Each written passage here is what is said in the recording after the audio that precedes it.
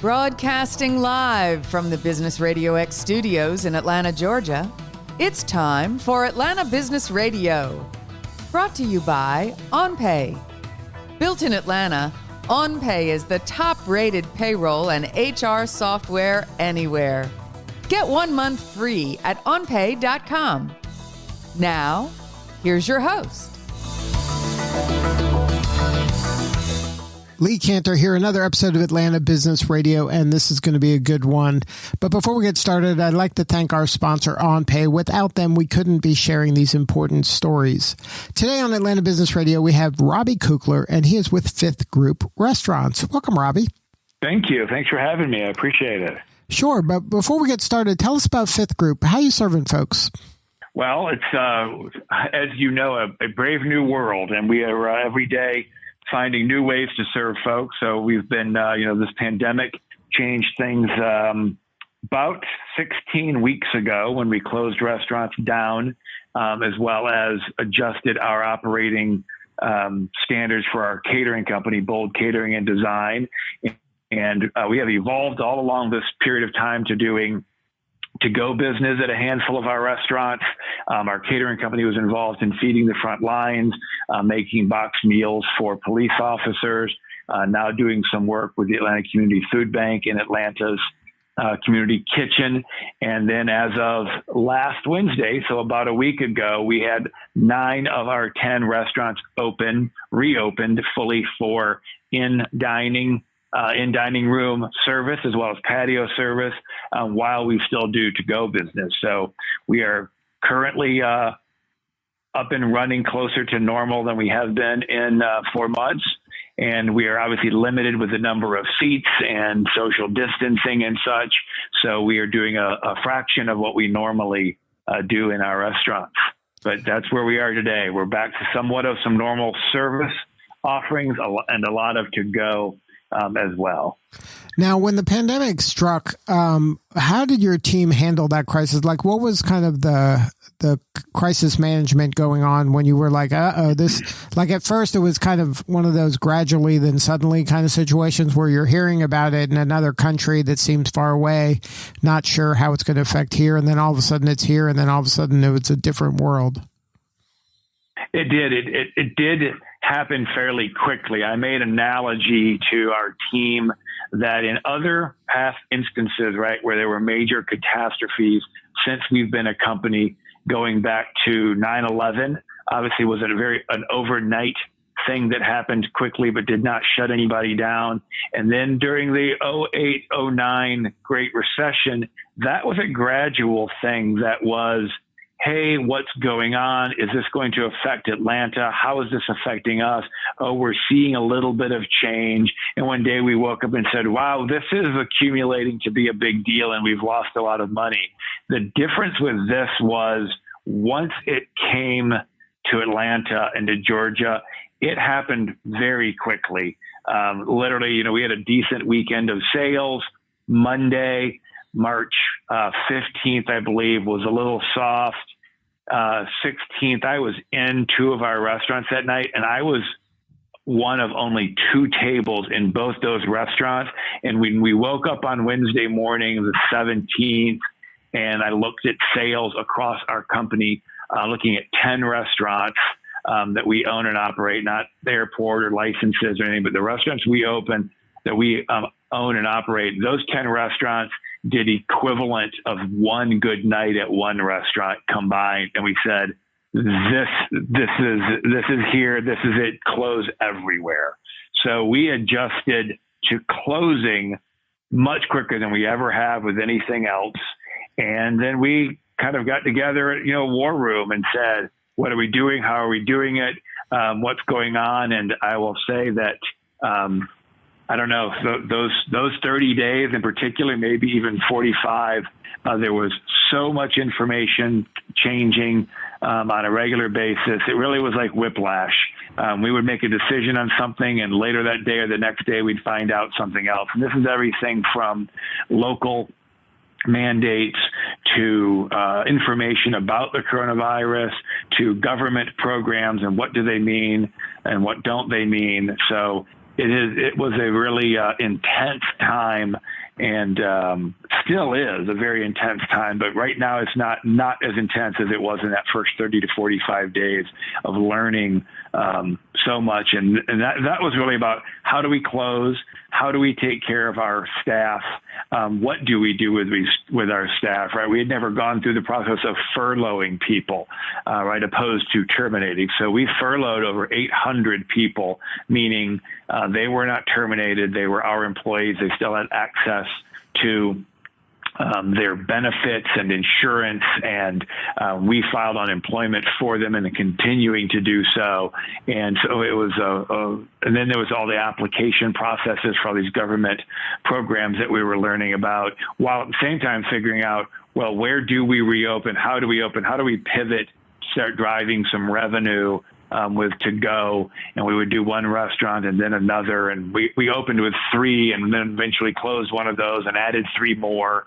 And then the laws changed for being able to sell beer and wine wholesale. So then we thought, how do we do that? And then we had to add technology so that people could order online because we couldn't handle it over the phone.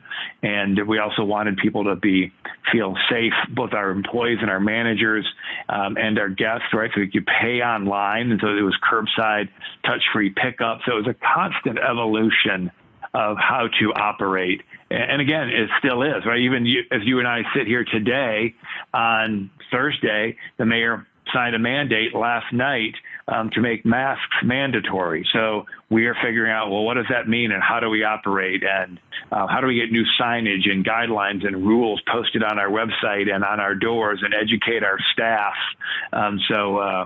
It is a whirlwind of information and decision making and balancing, first and foremost, our staff and our guest safety, while at the same time trying to get our businesses up and running and explaining information about the coronavirus ongoingly to staff members. And even that information has constantly changed. I literally, before getting on this call with you, proofread another round of FAQs about the coronavirus in particular for our staff to continue to educate people and what is dangerous and isn't dangerous and how do you decrease the odds. So it has been, there's no playbook for this, I'll tell you that. And so I'm really proud of our team and all that we've been doing and all the people that have been working so hard to figure out what to do to stay safe, keep our employees safe, and do some business, because we feel like this is going to be here for a long time. So we have to figure out how to navigate these waters. Now, are you finding that because you were forced to do some things that you hadn't done before, that there might be a silver lining as this pandemic wanes, that there might be some of those learnings that you might be able to carry forward in, when the pandemic goes away? Sure. I mean, again, I think in many industries, technology is being forced on business and people faster, right? There's our industry is known for not being very quick adapters for technology. When you think of some really big companies out there in chains that have done that, but the vast majority of restaurants owned in America are, companies like mine and smaller, and mom and pops, people, families that own 1 or 2 restaurants. So technology, everything from touchless pay systems in our restaurants that we've implemented to go in cash, having QR codes for menus, to our online to go ordering. And I do believe that to go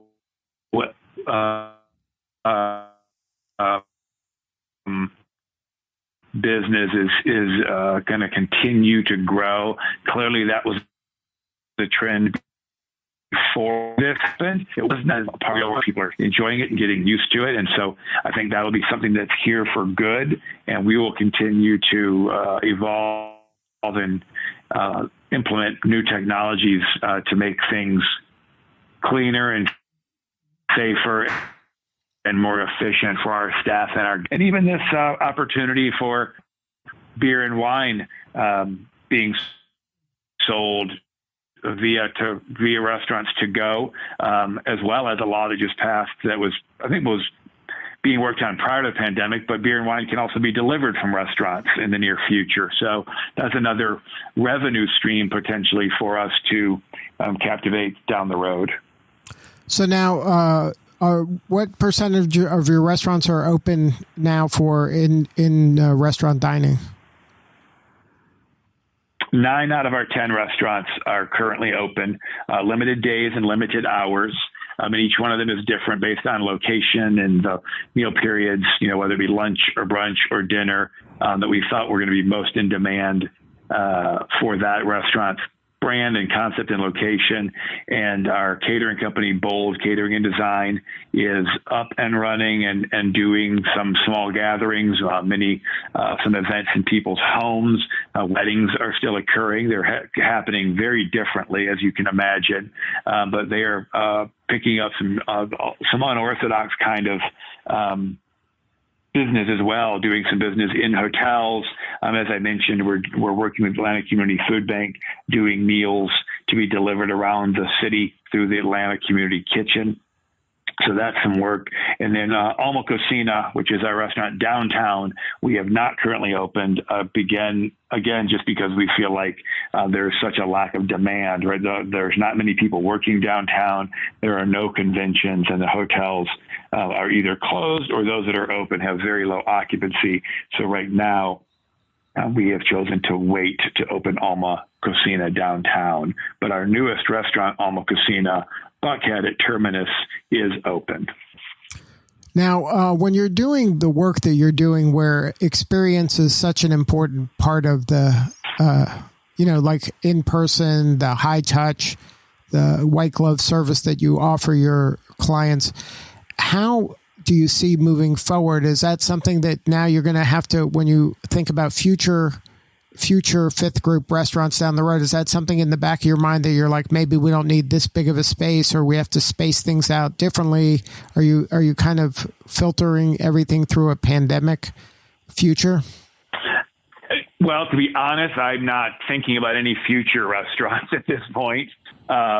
But we do talk about what you're describing in our existing restaurants because, guests, when you read surveys and things, one of the biggest things that guests miss is going out to restaurants. And it is not just because they don't want to cook at home. It is because of the joy that they get in being around people and eating delicious, chef driven food, and being in gorgeous environments, and the energy of a restaurant and the social aspect of being around people. So we can't forget that. And we talk with our staff all the time. This really is why guests are going out, and they must feel safe, right? Everybody, all our lives, people have talked about the importance of a restaurant being clean. That is still important, but now people think of a restaurant needing to be safe. And because there is more to a restaurant being safe than just being clean, right? Social distancing, mask wearing, things of that nature, not cross-contaminating with pens or credit cards and things of that nature.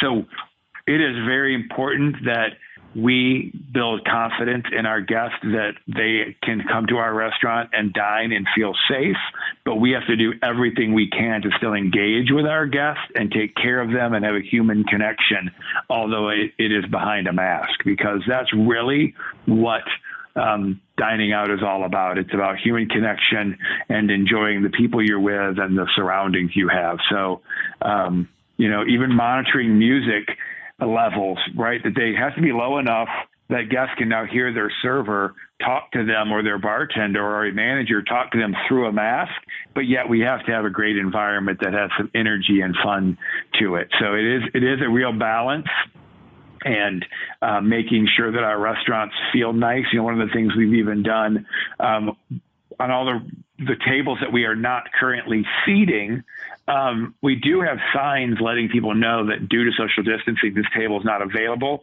but we also have really beautiful floral arrangements or candlelight fixtures or dried arrangements that our Bold Design company created for us to add some warmth and interest to the restaurant so that it doesn't feel cold and sterile with tables empty. Yeah, if you thought the restaurant business wasn't for the faint of heart before, this is a new world that you guys are dealing with, and appreciate you doing it. Absolutely. Because this is not easy work, and as you know, here in Atlanta, it just breaks your heart to see how many restaurants that have been around forever are decided to close doors and said enough is enough. I don't want to go through this. Yeah, it's very difficult. It's a very cash intense business with small margins. So volume is important, and when volumes are down 60, 70, 80%, that is something that's pretty hard to sustain for very long for a lot of people. Well, congratulations on still being around and staying the course and having an optimistic kind of bent in terms of getting everybody out there working and serving the folks. So we appreciate you and appreciate the work you're doing. Well, that's very kind of you. Thanks for saying that. It means a lot. We appreciate it. Now, if somebody wanted to check out the Fifth Group, what's the website so they can see all your restaurants? It's exactly as you're saying, fifthgroup.com, all spelled out, FIFTHGROUP.com. And all of our restaurants and information about menus and hours and our safety protocols are there, and information about Bold Catering as well, because we're doing a lot of interesting things, adjusting that business model as well, so that we're doing really amazing, beautiful food that can be dropped off, touchless drop-offs to people's homes or offices or event sites, or we can come in and set it up for the client and leave, or we can do regular events. And, those are changing. What a chef-attended station looks like now is a little different than it used to, and buffets don't really exist, but we're doing some amazing work. And like I said, we've done some beautiful small weddings recently, and that's still an option for both companies that might have gatherings or weddings or special birthdays as well. So they can find information at fifthgroup.com about Bold Catering and Design, along with all of our restaurant information. And then I'm a super fan of Alma, and congratulations for Chad for beating Bobby Flay a few months ago or last year. And so be sure to check them out. Now they've opened in Buckhead, so that is a must go to restaurant, in my opinion. Yeah, it's amazing. When we first opened, we were actually closed longer than we were open, but we are reopened, and right now we're open there Tuesday through Friday lunch and Tuesday through Saturday dinner. The patio is absolutely gorgeous, right on Peachtree, but still private. Lots of space. And you're right, Chad Clevenger, the executive chef there, is just doing amazing food. And I actually might go there tonight myself, so I'm going to be in the Buckhead neighborhood. Good stuff. Well, thank you again, Robby, for sharing your story today. Thanks for having me. I appreciate it. All right, this is Lee Cantor. We'll see you all next time on Atlanta Business Radio. And remember, this work would not be possible without the support of our sponsor, OnPay. So please support them so we can continue to share these important stories. Today's episode of Atlanta Business Radio is brought to you by OnPay. Built in Atlanta, OnPay is the top-rated payroll and HR software anywhere. Get 1 month free at onpay.com.